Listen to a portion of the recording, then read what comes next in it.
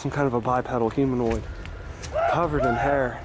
For decades, people wrote off Ohio's Bigfoot reports as noise until a 5-day stretch in March 2026 produced a massive surge of Sasquatch sightings no one could explain. When a research team fed the evidence into an AI, it didn't debunk the stories. It exposed something far more unsettling instead. The AI wasn't asked to confirm anything. It was tasked with a much harder job: find the inconsistencies. Feed it the evidence and let it do what it was built to do: detect deception, flag fabrication, and surface the cracks that human researchers tend to miss or overlook. If any part of this story was falling apart, the system would find it. What it returned instead was the opposite of that. Not a case unraveling, but a case snapping together Bigfoot footage with 48 years of Ohio history that nobody had ever bothered to connect. The 8 witnesses who came forward during the March 2026 flap were not the kinds of people who go looking for Bigfoot on weekends. They were hikers, dog walkers, a mother and daughter who were just driving along Route 303, and a woman near Lake Milton who was out for an evening walk. None of them had a history of paranormal claims. None of them were affiliated with any Bigfoot research group. Several of them were reluctant to talk at all because they were aware of how the story would sound to their neighbors, their co-workers, their families. What the AI came back with across all 8 interviews was striking on multiple levels. First, there were no significant performance indicators. The stress patterns in the witnesses' voices were consistent with genuine fear responses, not the elevated but controlled presentation you see when someone is telling a story they've rehearsed or embellished. These people sounded, at least to the AI, like they had been genuinely frightened by something. If they weren't acting, then what exactly caused that level of fear? Second, and more importantly, several very specific details appeared independently across witnesses who had no way of knowing what the others had said. The shoulder rotation was one of them. Multiple witnesses described the creature they saw turning its upper body to look in a direction without its neck moving the way a human neck would move, as though the head and neck were more fixed to the torso. That's a strange, specific detail. A stilt-like walking gait came up repeatedly as well, described in slightly different language across different interviews, but pointing at the same underlying motion. And the smell, a sharp, musky, ammonia-like odor, was reported by witnesses in different locations along the corridor. The AI's cross-witness consistency score for these interviews came back as atypically high for fabricated reports. That doesn't mean the AI declared the sightings real. What it means is that the level of specific convergent detail across 8 independent accounts was statistically unusual in a way that deserved further attention rather than dismissal. There was also the matter of geography. When the AI mapped out the locations and timing of the 8 sightings, something emerged that wasn't random scatter. The reports moved in a pattern. Mantua, then Garrettsville, then Streetsboro, then Newton Township, then Lake Milton, a directional path running along the waterway and greenway system connecting those communities. The AI flagged this as a movement pattern consistent with territorial behavior rather than isolated, unconnected incidents. 8 witnesses,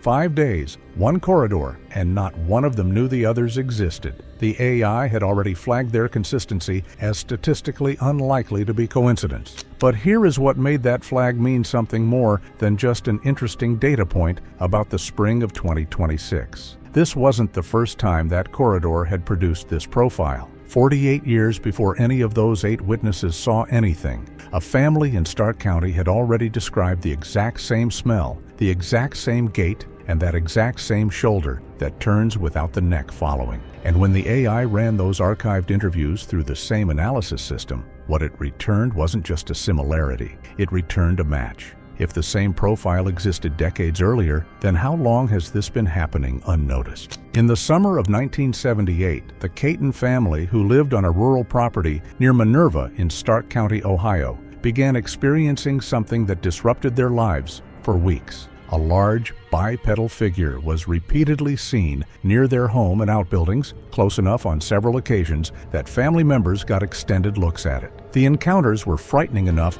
that they eventually contacted local law enforcement. Deputies came out and walked the property. They didn't find the creature, but they did document something: a strong, distinctive ammonia-like smell in the areas where the figure had reportedly been seen. The Kaitton family case became one of the most discussed Bigfoot incidents in Ohio history, largely because it had law enforcement involvement and multiple witnesses across multiple nights. But over the decades, it got filed away as regional folklore. An interesting story, maybe even a credible one, but ultimately unverifiable and frozen in time. What the AI did with those archived interviews was run them through the exact same behavioral and descriptive analysis framework it had used on the 2026 witnesses. It was looking at the same markers, stress patterns, credibility indicators, the specificity and internal consistency of sensory descriptions. And across the Kaitton family's accounts from 1978, the same cluster of details came back. The ammonia odor, the bipedal gait that witnesses struggled to describe as quite human. And the shoulder rotation, that same specific physical characteristic of a creature whose upper body seemed to move differently than a human body does. The AI flagged the sensory and behavioral descriptors across the 1978 and 2026 reports as consistent with each other in a way that pointed toward the same biological profile. When it calculated the probability of those specific overlapping details arising from independent fabrications, accounts separated by nearly 5 decades, created by people who had no connection to each other, the result came back low. Not impossible, but low enough to be notable. The same smell and the same gait. The same shoulder that turns without the neck following. The AI didn't know those details came from 48 years apart when it first processed them. It just kept flagging them as the same profile.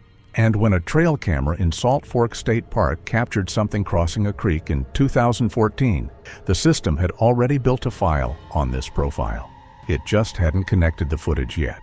What would happen once the footage was finally linked to it? But before we get into that, you need to see this, because while researching this case, we found something else. Bigfoot encounters, footage, and reports that never made it online. Cases that were taken down, ignored, or quietly removed. We gathered everything into one place, in an exclusive ebook. Some of this can't be shown on this platform. If you want access to it, it's in the description. Salt Fork State Park sits in Guernsey County in eastern Ohio and covers more than 17,000 acres, making it the largest state park in Ohio. It also has one of the highest concentrations of Bigfoot reports in the state, a fact that tends to get treated as a joke in casual conversation and a data point worth taking seriously in research circles. In 2014, a trail camera positioned near a creek crossing captured footage of a large bipedal figure moving through the frame at night. When the AI analyzed the Salt Fork footage, it focused on what could be measured rather than what could be interpreted. Limb proportions were calculated and compared against known human ranges. The arm length relative to leg length, the width of the shoulders relative to overall height. The subject in the footage fell outside normal human proportions in multiple measurements. The AI also looked for what researchers call costume compensation patterns, the subtle behavioral adjustments that someone in a bulky, restrictive suit tends to make unconsciously, the slight hesitations and balance corrections that are hard to eliminate no matter how practiced you are. The Salt Fork footage returned no detectable costume compensation. The movement was fluid and consistent with a subject whose body proportions matched its movement, not a human body constrained by an exterior disguise. A trail camera captures what it captures and asks no questions. The AI asked them instead, and what it returned about the Salt Fork subject wasn't a verdict. It was the beginning of a file that kept getting thicker. 2 years later, a hiker in Hocking Hills State Park in Hocking County pointed a phone camera at something moving through dense brush on a trail above them. The footage was shaky, brief, and immediately questioned by anyone who saw it, because shaky phone footage of a dark figure in a forest is exactly what a person faking a Bigfoot encounter would produce. But when the AI analyzed the Hocking Hills footage, it wasn't looking at the image quality. It was looking at what it could measure despite the image quality. Stride length was isolated and calculated against the slope of the terrain the subject was moving across. The figure's stride was inconsistent with human gait on that particular incline, too long and distributed across the foot in a way that suggested a different skeletal structure in the lower leg and foot. More interesting was the behavioral analysis. The subject showed no awareness of the observer. There was no pause, no glance toward the camera, no change in pace or direction in response to the sound of the phone footage being taken. The AI flagged this specifically as an absence of observer awareness and an absence of performance behavior. The subject was simply moving through an environment it apparently knew well, with no indication that it registered being watched. If it didn't even react to being filmed, what does that say about how often it moves through areas without being seen? It didn't know it was being filmed. That behavioral signature would come up again 4 years later on a road in Portage County at speed in the middle of the night, caught not by a hiker with a phone, but by a dashboard camera that was never pointed at anything important. The Headwaters Trail dash cam footage from 2023 came from a driver traveling a Portage County Greenway road late at night. A large figure crossed the road ahead of the vehicle at speed, passing through the headlight beams and off into the tree line. The AI used the vehicle's speed and the crossing time to calculate the subject's pace, and from that and the frame data, it estimated the subject's height at around 7.5 feet. What the behavioral analysis flagged, in addition to the size, was the subject's complete non-reaction to the headlights. No flinch, no hesitation, no shielding of the eyes. Just a crossing, purposeful and unbothered, like something that had used that route before and had no particular reason to be startled by a car. 7.5 feet, crossing a road in Portage County without flinching at headlights. The AI had now logged the same biological profile in 3 separate Ohio locations across 9 years, but it hadn't yet seen the Portage County footage filmed 3 days into the 2026 flap, the footage shot by someone who had no idea what they were looking at.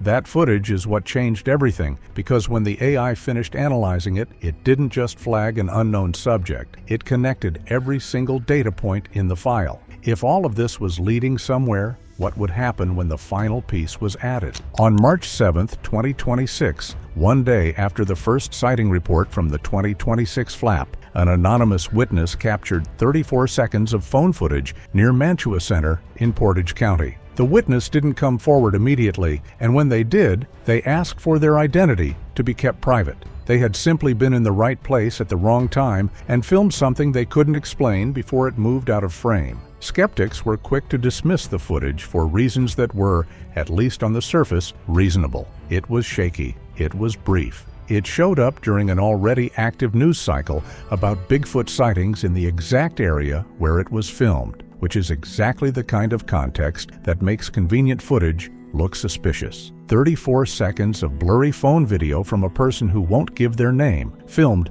during what was already being called a Bigfoot flap. That's not an easy sell. The AI didn't care about any of that context. It processed what the footage contained and returned what the data showed. Despite the video quality, the system was able to isolate 11 analyzable stride frames from the footage. Across 9 of those 11 frames, it confirmed what's called a mid-tarsal break, a flex point in the middle of the foot that doesn't exist in normal human anatomy, but has been documented in castings of alleged Bigfoot tracks for decades. This isn't something a person faking footage would think to include in their walking style, and it's not something that's easy to fake convincingly over multiple frames. The shoulder width of the subject exceeded the maximum range for human skeletal structure. The arm-to-leg ratio came in at 0.91, which is outside normal human range and also outside the range for gorillas, the largest primates with well-documented proportions. The overall gait consistency score